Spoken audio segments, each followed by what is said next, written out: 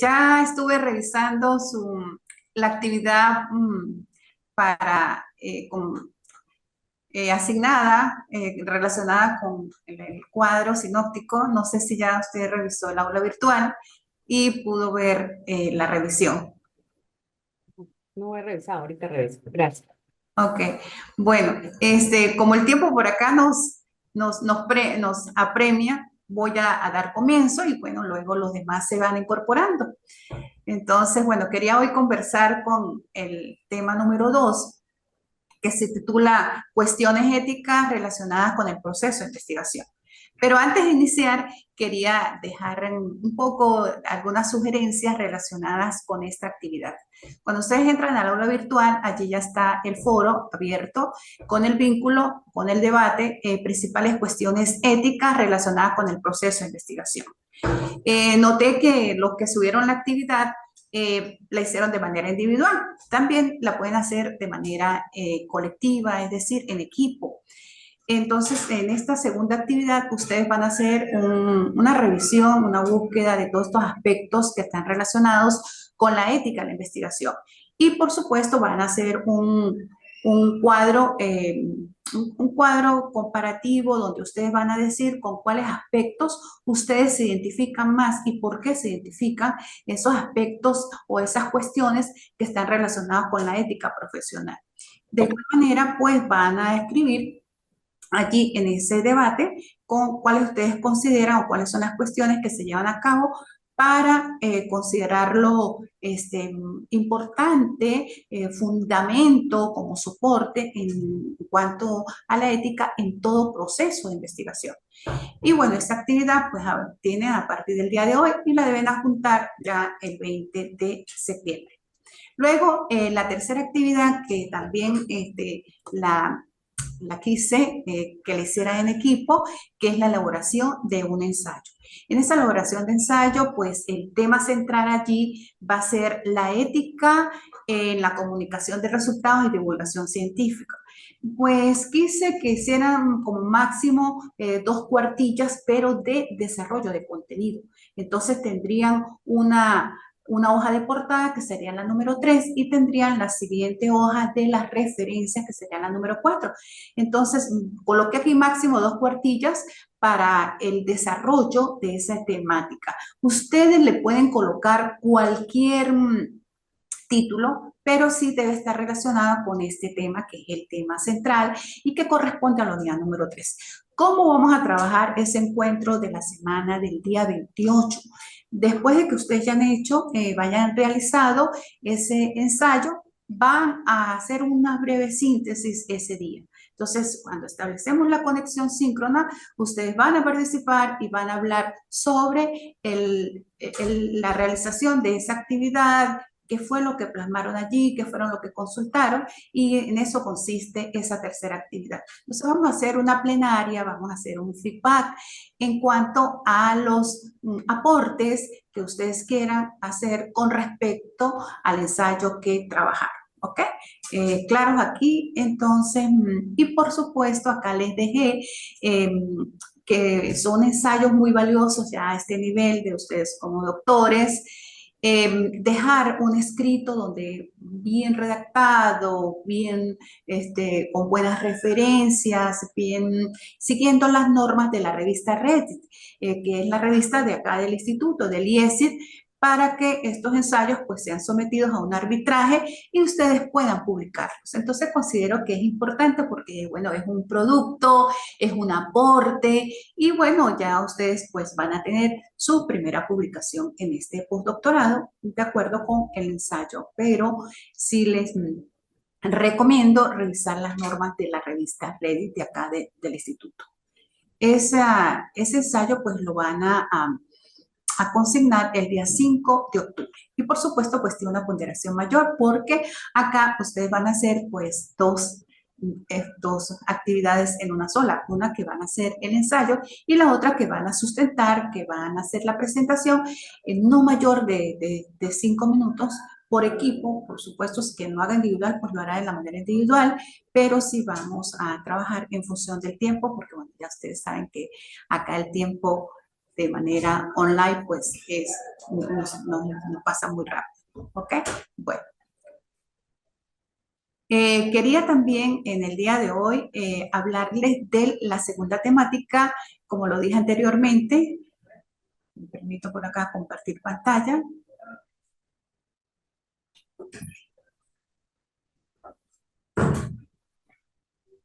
Ahora bien, entonces, bueno, ya estamos avanzando, ya esta es la segunda semana, ya esta es la segunda temática y vamos a puntualizar de una manera muy sinóptica, por supuesto, sobre las principales cuestiones relacionadas con el proceso de investigación.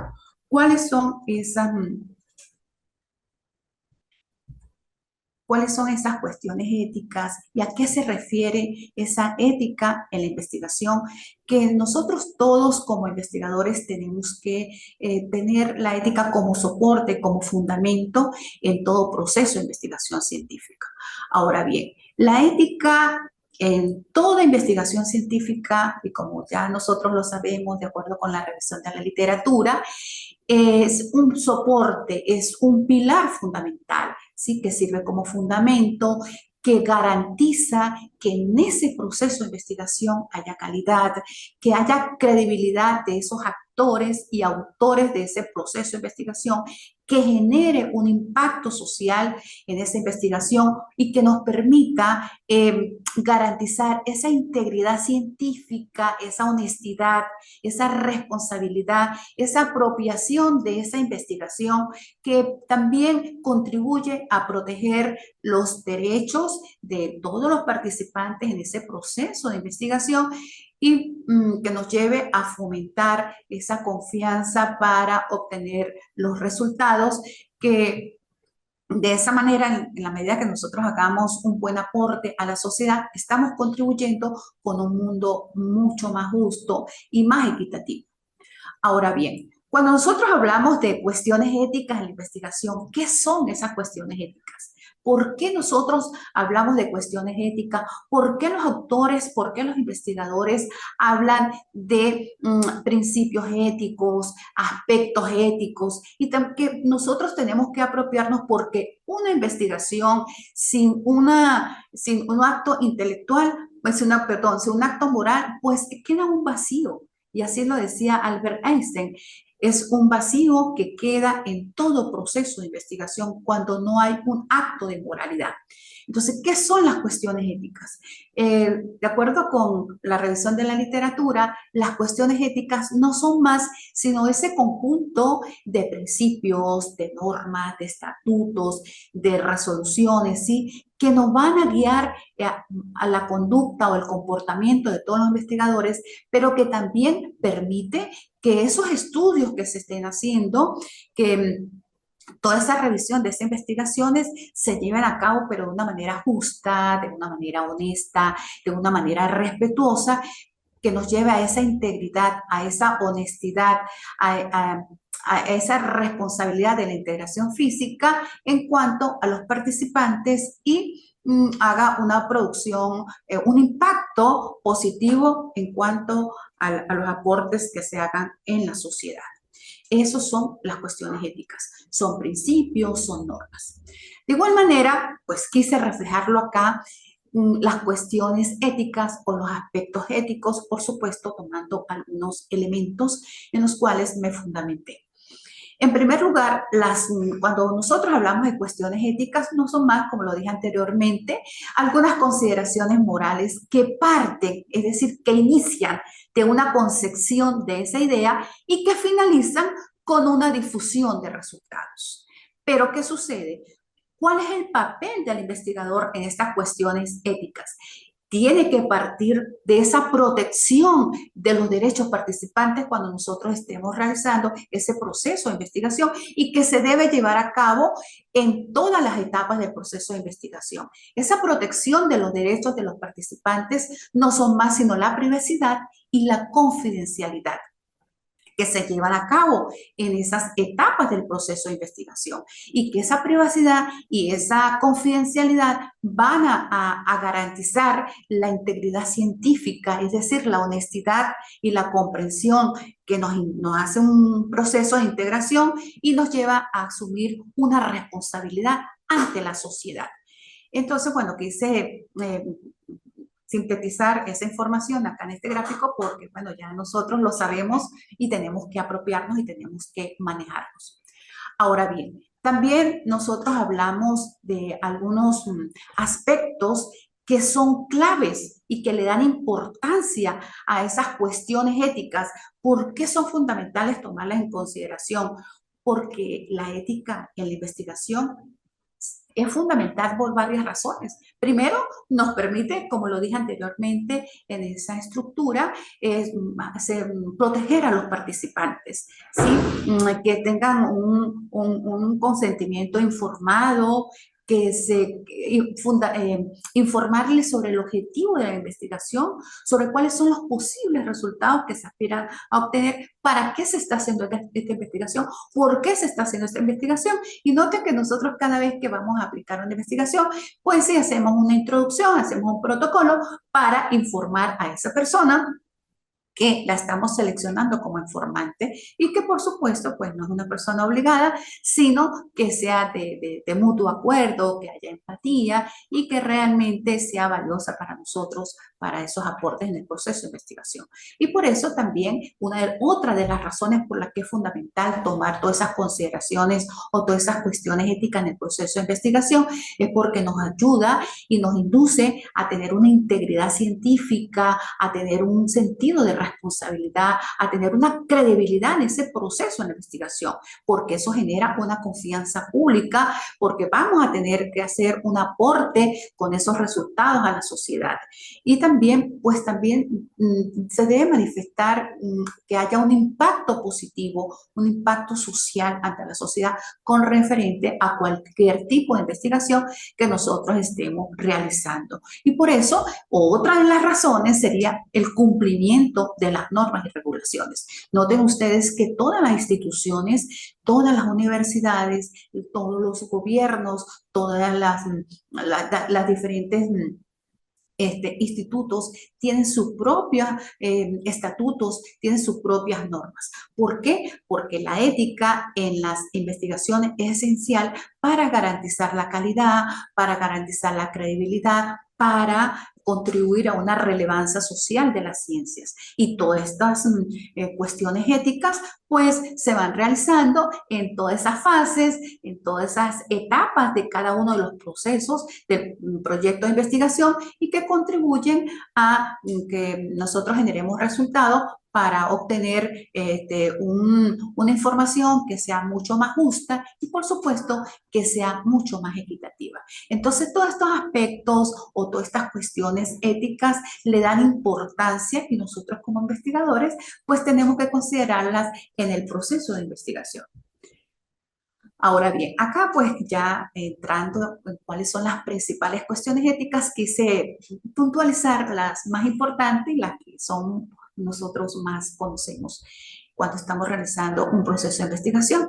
Quise hablar un poco del consentimiento informado y dentro de ese consentimiento informado, sus referentes claves o sus referentes esenciales como lo es la voluntariedad, la información completa que se debe llevar a cabo, la comprensión y la capacidad.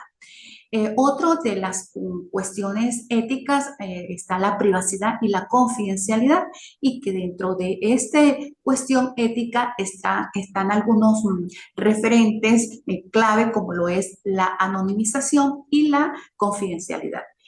Y también está, como tercero, quise citar el conflicto de intereses, que dentro de ese conflicto de intereses está como referente clave la transparencia y la gestión. Y lo que nosotros sí les manejamos, inclusive hay muchas referencias sobre esto, que es el fraude científico y el plagio. Y dentro de este aspecto, dentro de esta cuestión ética, pues conseguimos algunos referentes esenciales, como lo es la honestidad y la originalidad. Ahora bien, El consentimiento informado, que no es más sino cuando nosotros le hacemos una participación, cuando le informamos al participante que hemos seleccionado para que nos brinde esa información sobre cuáles son los aspectos relevantes de ese estudio, cuál es el objetivo, cuál es la finalidad, y que ese informante permite, decida voluntariamente si va a participar o no va a participar en ese proceso de investigación. Tal cual como lo señala Passandín, podemos decir que el informante clave no es más sino un acto o un contrato moral que debe existir entre el investigador y el participante.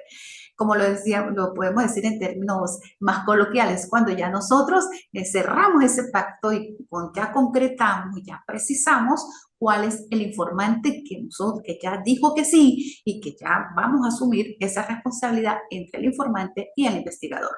Entonces, con base en la confianza y, por supuesto, con base en esa transparencia. Y en eso consiste el informante clave.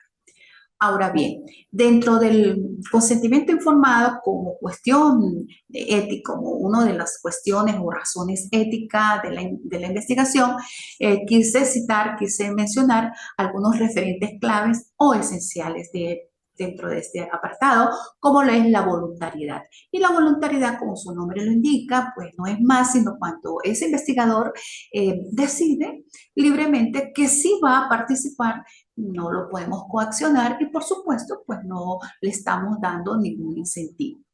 El otro referente clave o esencial es la información completa, que es cuando ya el informante nos proporciona a nosotros una información más clara, una información más detallada, una información más comprensible de esos aspectos que nosotros estamos obteniendo información.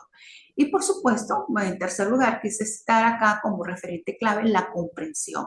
Es importante que nosotros como investigadores tengamos información cognitiva de esa conceptualización o de esos constructos o de esas categorías que nosotros queremos demostrar que ya se ha entendido la información, de manera que cualquier pregunta nosotros tengamos la comprensión de darles una respuesta a ese participante o a esa persona, a ese informante, perdón, que nos está prestando esa información. Y por supuesto, la cuarta rasgo o referente esencial, como lo es la capacidad.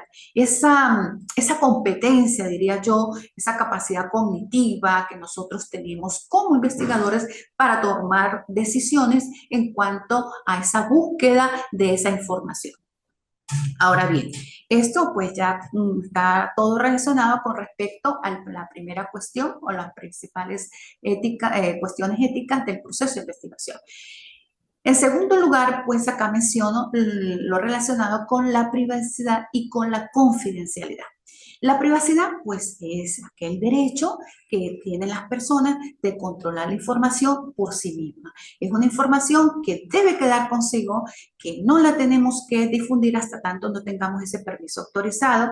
Y, por supuesto, está allí la confidencialidad cuando nosotros como investigadores establecemos ese compromiso entre ese informante de proteger esa información, de resguardar el nombre de ese informante. Inclusive, noten ustedes que cuando vamos a hacer el proceso de análisis, los informantes nosotros no mencionamos el nombre, sino le asignamos códigos para referenciar la información que hemos obtenido en ese campo de la información, en esa búsqueda de todos esos procesos que hemos realizado cuando estamos llevando a cabo la investigación. Ahora bien, acá está otro de los principios que, bueno, que también nosotros manejamos, como lo es la privacidad y la confidencialidad. Esa privacidad, pues, tiene algunos referentes claves como lo es la anonimización. Acá los datos no decimos quién nos los dio, no identificamos a esos participantes, porque respetamos respetamos la privacidad de ese informante. Y por supuesto, pues está la confidencialidad, donde esa información se le tiene que garantizar a ese informante que se va a recabar de una forma segura y que solamente va a tener acceso a esa información el investigador. Ahora bien, acá pues está el otro principio de las cuestiones éticas, como lo es el conflicto de intereses. Acá es importante manifestarle a esos profesionales o a esos informantes claves, a esas personas, bien sea personales, bien sea profesionales, bien sea financieros, cómo van a influir indebidamente en el diseño. Esto más que todo se da, he visto cuando se hacen investigaciones relacionadas con la salud, sobre todo cuando se quiere promocionar un fármaco que se hace más para congraciarse con la farmacia, o cuando se hace una investigación que se va a sesgar porque se quiere obtener lo que se aspira en esa organización. Entonces allí hay que andar con mucha delicadeza, hay que mantener la ética en la investigación para que la conducción o la interpretación de esa investigación no tenga sesgo y entonces se elimine o se procure evadir ese conflicto de intereses y que sea una investigación donde tenga bastante confidencialidad, porque si no, pues, se pierde la credibilidad en ese proceso de investigación. Y acá pues está el conflicto de intereses, que no es más, que contiene también algunos referentes clave o algunos referentes esenciales, como lo es la transferencia y como lo es la gestión. Esa transparencia no es más cuando los investigadores declaran cualquier conflicto al inicio del estudio y como lo decimos coloquialmente son parcos, son pulcros en ese proceso de decir la información. Por eso cuando nosotros hacemos las investigaciones vemos de acuerdo con ese objeto de estudio si lo enfocamos en una investigación cualitativa o si lo enfocamos en una investigación cuantitativa, cuál es el proceso que sea más pulcro, que sea más álgido para obtener esa información, para evitar que se nos haya algún grado de error por allí. Y la gestión, que no es más sino implementar algunas medidas que a nosotros nos lleve a minimizar ese impacto de acuerdo con esos conflictos de intereses que pueden surgir en ese proceso de investigación. Y por eso la ética allí constituye para nosotros un soporte muy valioso y muy fundamental que se debe llevar a cabo en todas las etapas de ese proceso de investigación. Y por acá, pues, está ya el número 4 de las cuestiones científicas, como lo es el fraude científico y plagio.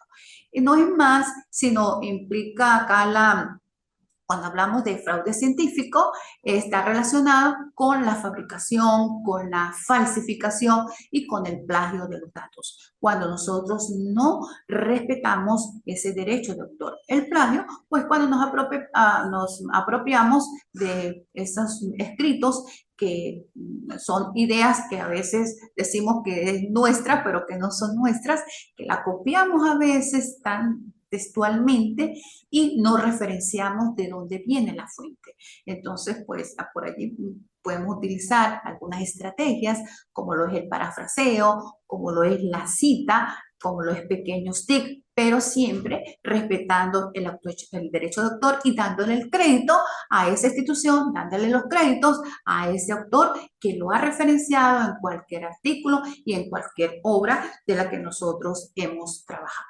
¿Ok? Bueno, entonces cuando nosotros hablamos de fraude científico y plagio, pues también tiene sus referentes clave y sus referentes esenciales, como lo es la honestidad y la originalidad. Yo considero que estos dos aspectos deben brillar en todo proceso de investigación y en cada una de las etapas o en cada una de las fases que se lleva a cabo. Cuando nosotros somos honestos, pues hay una excelente recopilación de ese análisis y de esa presentación de los resultados.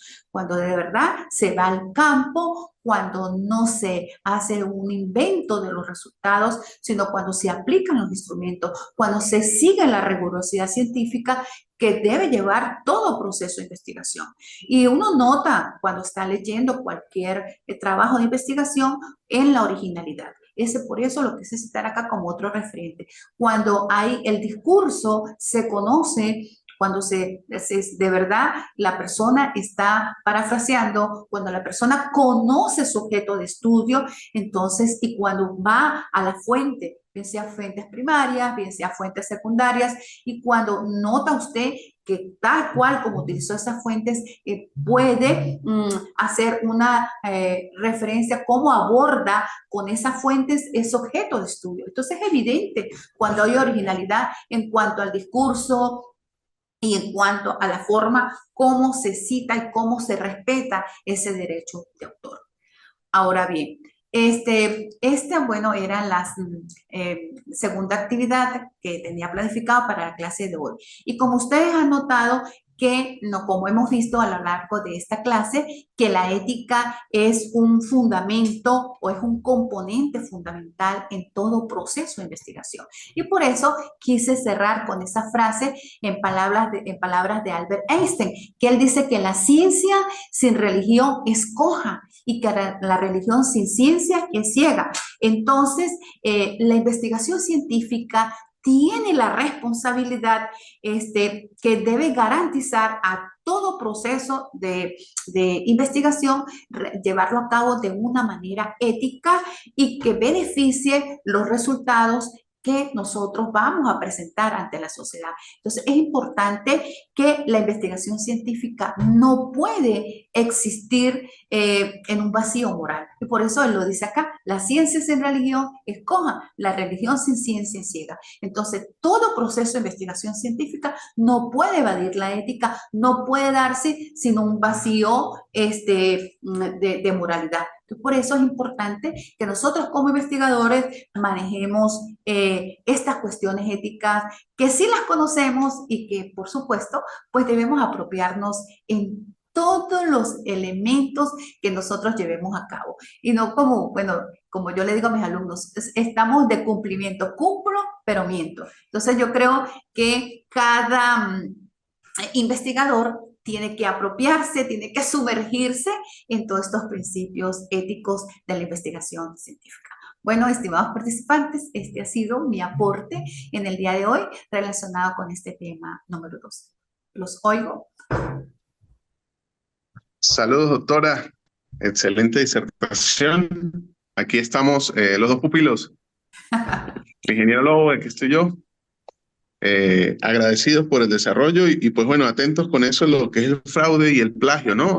Se puede equiparar esa situación también a la utilización indebida hoy de herramientas tecnológicas como la inteligencia artificial, que vienen a quitar esa autenticidad y esa creatividad que pueda tener el investigador, ¿no? Ese aporte. Sí. Aquí es muy importante, como lo decía anteriormente en el discurso, tener muchas estrategias. Siempre parto de, bueno, ya nosotros estamos en pleno siglo XXI y todas las herramientas haciendo uso de la inteligencia artificial, pero es importante cuando hagamos la inteligencia artificial pedirles que nos hagan una lista de dónde se extrajo esa información, porque yo considero que dónde está el mayor plagio cuando nosotros nos apropiamos de ese derecho de autor y no lo citamos. Entonces, podemos hacer uso de una inteligencia artificial, bien sea para ampliar la temática, bien sea para aclarar el nivel de comprensión de un tema que a lo mejor por complejo lo utilizamos, o como dicen mis estudiantes, porque es lo más sencillo, porque es lo más viable. Pero bueno, nosotros pues somos de la vieja retaguardia y siempre pues hace uso de esa revisión de la literatura.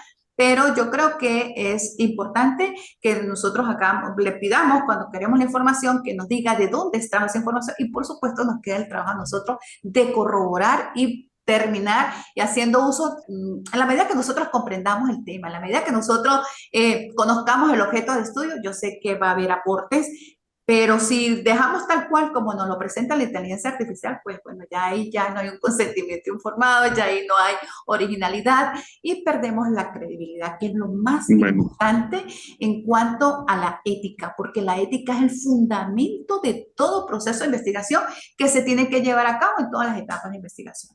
De verdad, bueno, doctor Jordi, muchísimas gracias. Ya está mi otro doctor querido, amado, los dos.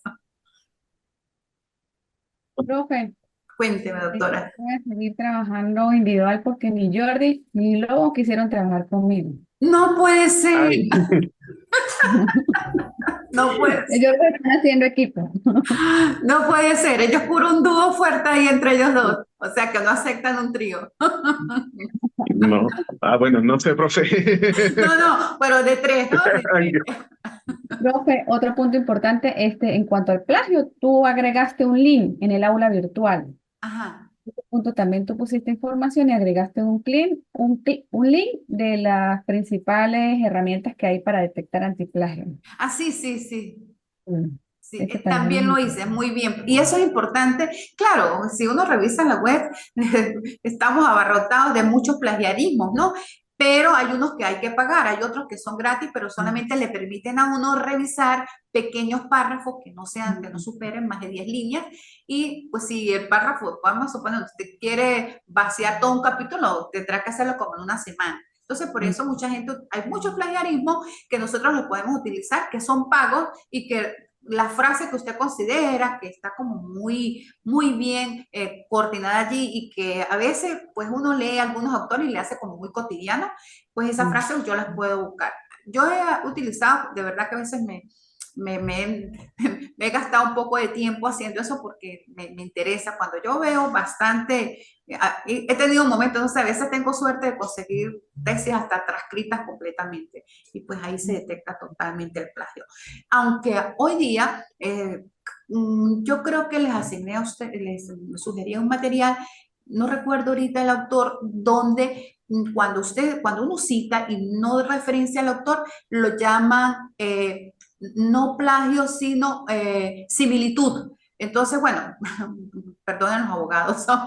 Pero que siempre hay una defensa. Entonces, se van por ese lado, porque hay similitud de palabras, o entonces se trata de buscar otro sinónimo, pero entonces usted busca otro sinónimo. Entonces, es un conflicto. Pero sí, una investigación científica no puede tener más de por lo menos un 95% que sea original, para que sea realmente, realmente original. A veces un 75%, pero es porque el plagiarismo se da en palabras similares, palabras, solamente palabras similares. Pero cuando hay textos totalmente similares y que no se haya respetado el derecho de autor, pues sí ya podemos llamar plagio. Aunque sí leí que en este momento no recuerdo el autor que lo estaban considerando en este momento como similitud. Entonces no era plagio, sino que era similitud. Pero no recuerdo ahorita el autor. Creo que sí los compartí la información. Y si no la compartí, les prometo que las voy a compartir. Vale, profe, gracias.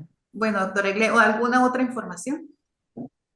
Todo bien, gracias. Clara la clase por el día de hoy. Muy Bueno, interesante. son pequeños tips porque de ahora en adelante, pues, nosotros podemos hacer una revisión más minuciosa, podemos ampliar la información, podemos tener otra opinión, pero bueno, esta es mi aporte para la clase del día de hoy. Sí quiero decirles que ya el día 28 es el último encuentro, entonces quería oírlos también, que cada uno tenga una participación de 5 minutos, de acuerdo con el tema que ustedes hayan seleccionado para hacer esa redacción sobre el ensayo. Y también me gustaría y les aconsejo que el ensayo se acate con las normas de la revista DIESIT, porque es una revista que ya es indexada, es arbitrada, y ya ustedes tienen la primera producción y a nivel de postdoctorado a nosotros nos compete mucho tener varias publicaciones. Y yo creo que este es uno de los aportes que el instituto le puede hacer a ustedes, porque es una excelente revista, de la que doy fe de eso. Okay. Bueno, valga la cuña para la revista. Bueno, estimados, queridos todos, muchísimas gracias por la atención prestada y bueno, que tengan un excelente fin de semana.